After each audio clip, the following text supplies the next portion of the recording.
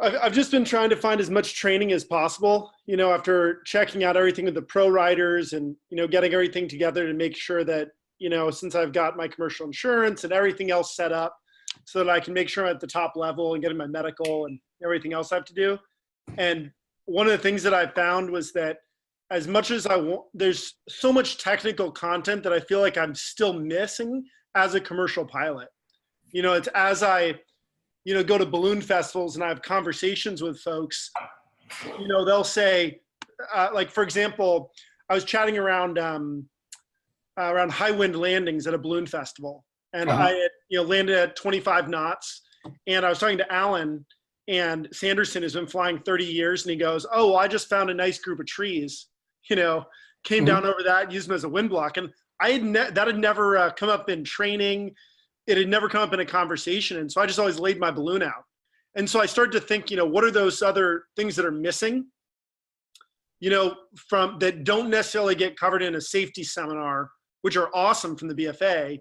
It's just, there's only really 6 subjects every year. Another 100, how do I get info on these? And I can't find anything online. So that's why I figured I'd chat with, the best of the best.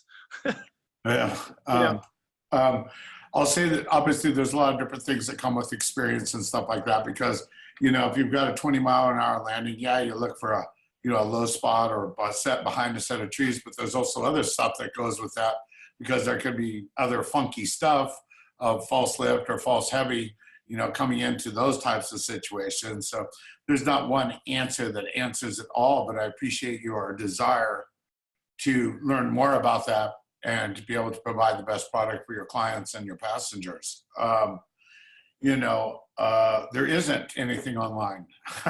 This is not like a hotel or a restaurant. Let's see what industry standards are, because, well, that doesn't exist. And, in all honesty, that's one of my goals as I continue to go on to help try to create or to be able to share those type of standards. Some of the things that we do in-house, which goes above and beyond that of any of the requirements, is, we have, obviously second class medicals, we do annual flight reviews, and we do 10 one-hour continuing education seminars per calendar year. And really the reason that I wanted to start doing those was because of just kind of keeping safety and staying on your toes front of mind all the time, because sometimes when you do this day in and day out, you take certain things for granted. Right. And, myself included, like I've been having to retrain, and we're doing a meeting this Saturday with all my guys here in Phoenix. I want everybody to go back to the basics of like doing pre-flights, relighting with strikers, that type of stuff, even though it's a very rare thing that you actually have to do, but it's something that when you do, you really need to do it. Right. Yeah, I was watching a gentleman, I think it was Scaife. I don't know if I'm saying his name properly, but he's a competition pilot, and he had put a video up of showing him in a terminal descent, and his burner went out, and he had a barbecue lighter, right, and he couldn't get it lit for 45 seconds, and he, it's not that happens all that often, but when it does, you have a pilot light issue. It's really good to know that you can do that, or you can fly off your tanks, or whatever needs to happen that we don't really often practice. Right. And I guess for myself and my team, we obviously fly a lot. We probably do 1,800 to 2,500 flights a year in our couple of areas. And the simple fact is that my problem is I want to make sure that my guys are practicing those items, so when they do need to use it, that they feel confident about doing it. Right. So one of the questions I had about that, I'd put up a post in one of the about even like flying off your tanks in case you had your burner valve got stuck, right? And so he was like, well, I don't know that people necessarily should practice this stuff in flight, right? Because he's worried about someone who's a newer pilot, doing that of, going out in 20-knot wind. I don't think anyone's going to generally go and like flying 20-knot wind. But as far as practicing some of these safety skills, when you train your guys, you have them practice that after you kind of talk about it as a group. How are you having them do that in a safe situation where they can also practice that? But to be honest with you, that comes in on the annual flight reviews and trying to do that. You're not doing that with passengers on board. That comes more of a review process when myself and one of my other guys are flying together, or the other guys are checking each other out. Doing that stuff with passengers on board is just a Sure. slam dunk no. And, I think that the other thing is looking at the bigger picture is, my approach is real simple, and that is to manage all the risk you can on the ground. And that includes, especially, when it comes down to weather. Troy Bradley, who's my chief pilot in Albuquerque, he said to me a couple of years ago, he goes, Scott, it's not what we have to make, it's what we have to lose. And he's exactly right. No one flight is worth any type of compromising that type of risk.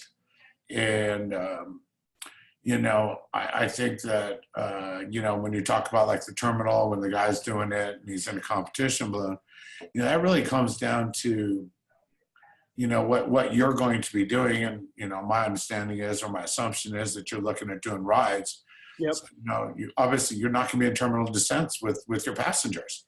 When you're doing your flight reviews, sometimes there's always that old joke of going to the bar and doing a 3-beer flight review, which, has been done many times in my company in the year way past, but that doesn't fly anymore. It's just a different level. We're a small airline, and, I personally, I require at least 500 hours for my pilots to start with me. And then we work them up in size and stuff like that. Now, there are certain pilots that have shown different attributes, or what I would call getting it. They have that natural knack or that feel for it. But we have had younger or less experienced pilots that have been with us.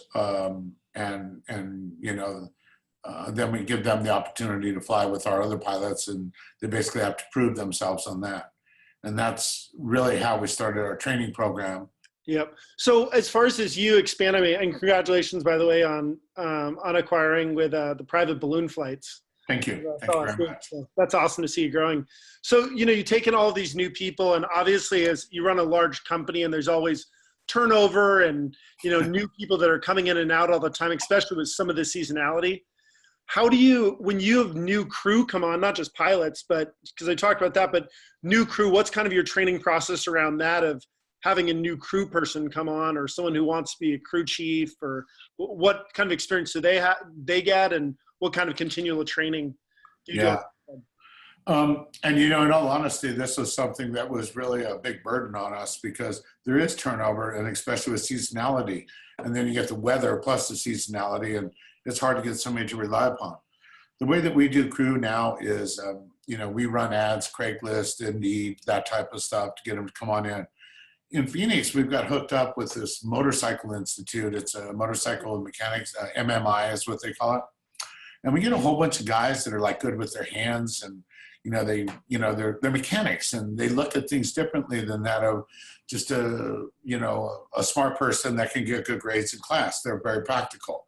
Right. And what we do is we will do an initial interview with them. That's a 5 or 10 minute deal. Show the equipment to them, and then we just bring them on out.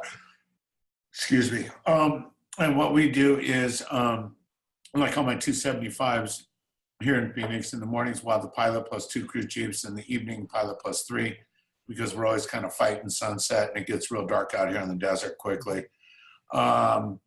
And what we'll do is just bring an extra crew chief in for training, or bring 2 extra. I actually I have people in my crews that have been with me for a long time, and we've made them trainers. And I think that you gotta, since there is no industry standards and stuff, what you need to do is to take a look at other industries, like a restaurant, like a Chili's, or even a McDonald's or whatever. And, they bring people in and train them. We do have some manuals, which we're further developing now. And this is our biggest time and investment at this point of what we're doing. So we can train people better and have a better expectation, as well as the employee can have a better expectation of what's going to happen. In addition to that, on those books, we have a few website links about power line emergencies, things like that, emergency first aid notifications, prioritization, triage, because you always got to plan for the worst situation. And you don't want somebody standing there with their thumbs in their pockets